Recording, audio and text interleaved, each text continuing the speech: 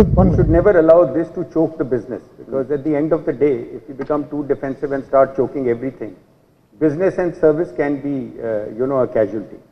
So it's a very good question, because we have to keep balancing this. But I think what Nishant has said, and between training, cultural issues, we have to sort of ensure that this should not make us defensive or shrivel up. We choke everyone. Don't give data to him because it will get leaked. So you can't do business in a state of peronia. You have to be in a positive state when you're doing business. So notwithstanding these issues, business has to go on, like life must continue. So it is, in fact, fine balancing which is done, but the fact is business can never be choked on this count. If I could just share an analogy, because what Sandeep said just triggered it. It's moving from beat cop to Batman, right? So as beat cop, you have the police wala who goes around, he's just walking his typical route and seeing if there's any problems and if they're there, right? And that's where we work. But ideally now we have the time, the data, etc. to be Batman, right? You know where the problem is and you show up at that point and help solve that. So you're not going in this circuitous route, just walking around and hoping that you are in the right place at the right time. So I mean that's the shift that's possible, and if we choose to do it. Yeah, so my name is Neena Chatrat. I run a leadership consulting firm called Enhance Consulting.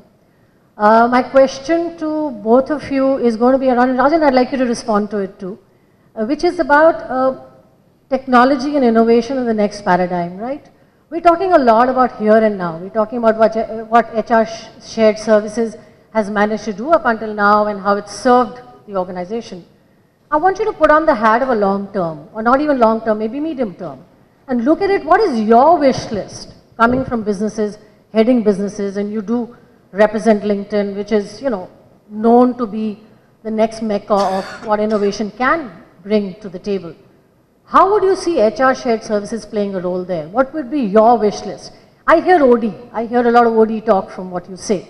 I want to know succession planning. I want to know where my next crop of leaders are. But you're talking HR shared services where you are actually talking about data privacy and how you can hold on to your data as well. So from here to there is a journey of whatever, say, look at it 3 to 5 years from now. How do you see it morphing? How do you see it evolving? How do you see it actually bringing value to organization?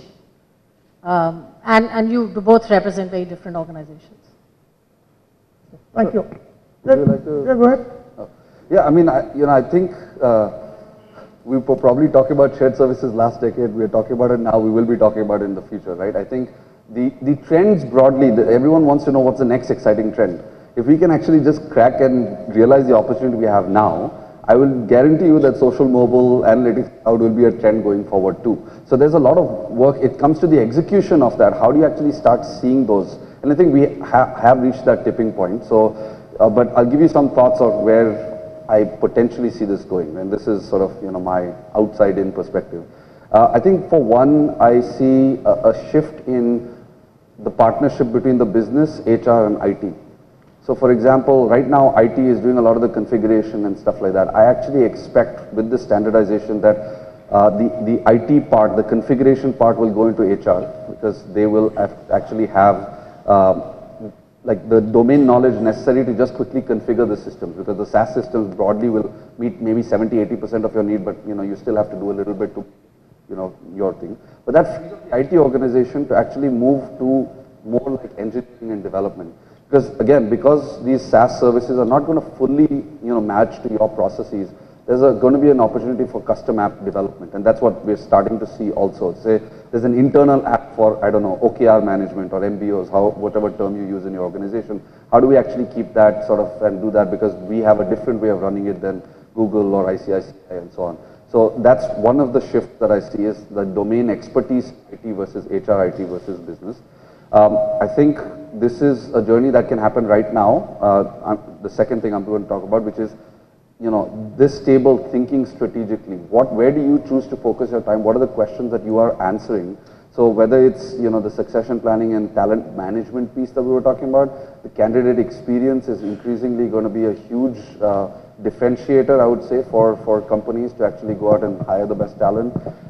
You have things like talent matching, of how do you actually match the right person with skills in your organization to the right project.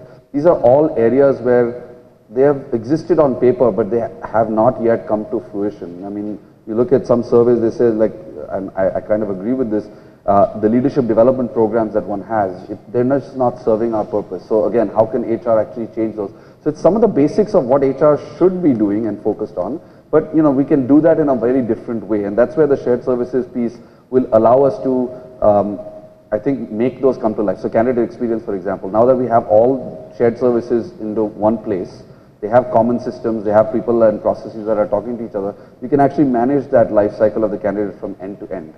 And so it will take part of that process standardization as well as kind of, small things. Like, for example, for us, we don't yet, we're not in that holy grail state, but, we actually do things like saying, okay, can we actually manage the candidate experience? They're in a group when they're actually interviewing. They move to a different group when they're in this pre-offer type stage where we're having a different conversation with them. Once they're onboarded, in that 3-4 weeks before in the notice period, what is the kind of outreach that we're doing to them?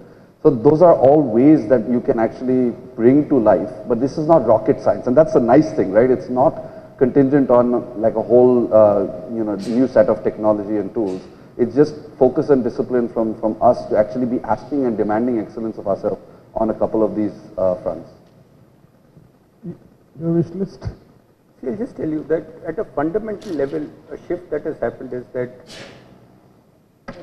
a lot of the shared services from like a silo functioning, or the roles have evolved very, very significantly, and like the HR function, which could be sort of just described as maybe many years back was maybe recruitment and administration, today is so much interwoven into the core business strategy. The finance function, the legal function, which was only litigation, is today so much like an integral part of every decision making that we say.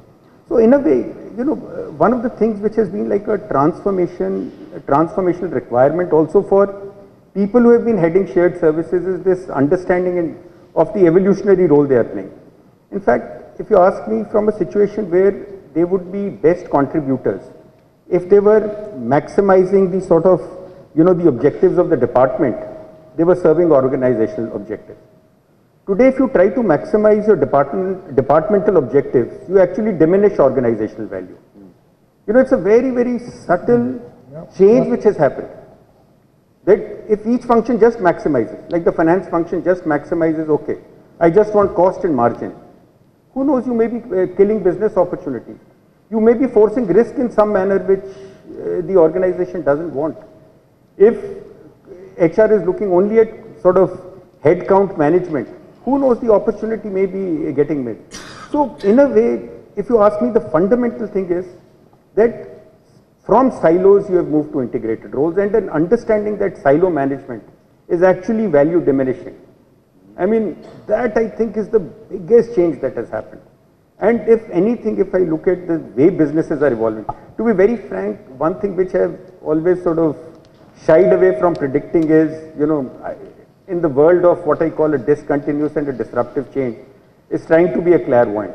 You just don't know what is going to happen in the next 2, 3, 4 years, what role we'll be playing, what shape our organizations will be having, except that we have to be constantly close to what is happening on the ground, and we have to constantly, be adapting to that. But what you realize is that when you just sort of sit back, take a deep breath and see how you were functioning 5 years back and how you are functioning today. So on a continuous basis you don't feel, but you realize that you are a completely different organization.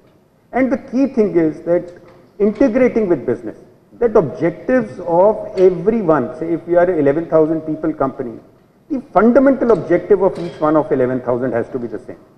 We cannot have anybody with a different set of objectives, including say functions like which are, we always say that even the audit function has to be fundamentally aligned to business.